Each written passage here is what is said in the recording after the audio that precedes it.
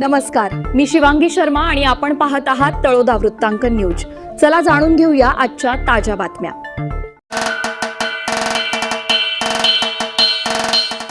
सह्याद्रीच्या कुशीत विसावलेले संस्कारांनी सजलेले आपले सुंदर बोरद गाव नव्या पहाटेचा नवा सूर्य घेऊन आला आहे।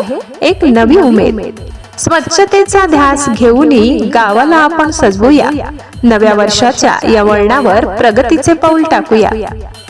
बोरद आणि परिसरातील माझ्या तमाम माता भगिनी, तरुण मित्रमंडळ आणि वडीलधाऱ्या मंडळींना नवीन वर्ष 2026च्या मंगलमयी शुभेच्छा।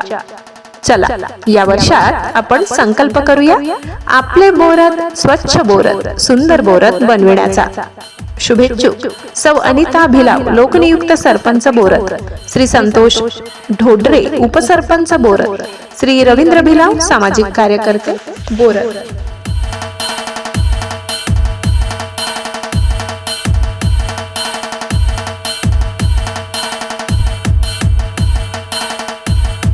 भक्तीचा महाकुंभ।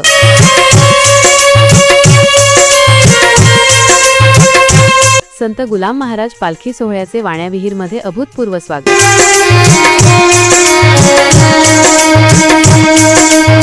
नागेश पाडवींनीही धरली वारीची वाट।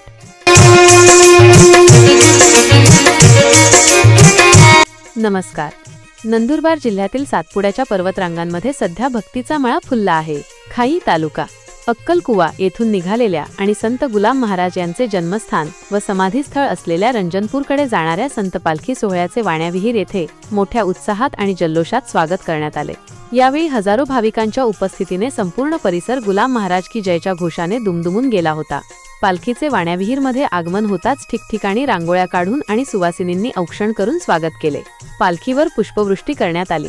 सातपुड्यातील आदिवासी संस्कृती आणि भक्तीचा अनोखा संगम या सोहळ्यात पाहायला मिळाला। पारंपरिक वाद्यांच्या गजरात आणि भजनांच्या सुरात भक्त तल्लीन झाले होते। या सोहळ्याचे विशेष आकर्षण ठरले ते म्हणजे भारतीय जनता पक्षाचे नेते नागेश पाडवी यांचा सहभाग। केवळ स्वागत करून न थांबता नागेश पाडवी यांनी वाण्याविहीर ते रामपूर या दरम्यानचा प्रवास पायी चालत पूर्ण केला। आप की जय परिवाराच्या खांद्याला खांदा लावून त्यांच्या सुखदुःखात सहभागी होत पाडवी यांनी या दिंडीत सक्रिय सहभाग नोंदवला।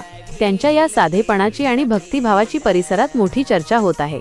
संत गुलाम महाराज हे आदिवासी समाजाचे श्रद्धास्थान आहेत। त्यांच्या विचारांचा वारसा पुढे नेण्यासाठी ही दिंडी दरवर्षी काढली जाते।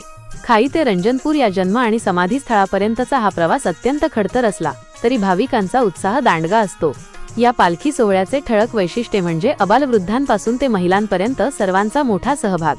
वाण्याविहीर येथील स्थानिक ग्रामस्थांतर्फे वारकऱ्यांसाठी अल्पोपहार आणि पाण्याची चोख व्यवस्था करण्यात आली होती।